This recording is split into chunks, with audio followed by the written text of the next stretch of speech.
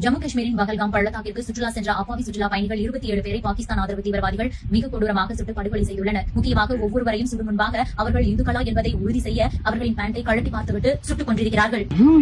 இவனு வேற இப்பதான் காஷ்மீருக்கு டூருக்கு போனானுங்க, என்ன தெரியலையே. ஏய் மச்சான், ஏய் மச்சான், ஏய் எப்படிரா ஏதோ காஷ்மீர்ல சுட்ட கிட்ட சொல்லிருந்தாங்க, அதை விடு. கதிர்காமல எங்க? ஏய் சிக் சொல்லு மச்சான், கதிர்காம எல்லாம் செத்துட்டானுடா. எல்லாருமே செத்துட்டானு, அவங்க எல்லாருமே சொல்றானு மச்சான். நான் சண்டை செஞ்சு வந்துட்டேன். ஏய் சிக் சொல்றா, எப்படா வந்த? அதுவா? டேய் முகமதே வாடா.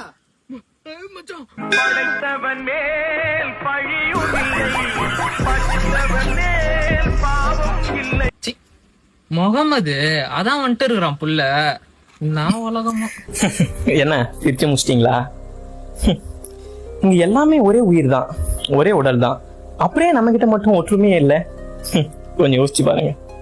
இங்க ஒரு இந்துவை விடவும் ஒரு இஸ்லாமியரை விடவும் இடையில் எந்த வேறுபாடுமே இல்லை, வழிபாட்டு முறையை தவிர.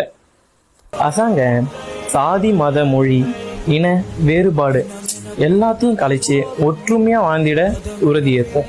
அது நம்ம நாட்டுக்கு மட்டும் இல்ல, எல்லா நாட்டுக்குமே. அனைவரும் சமம்.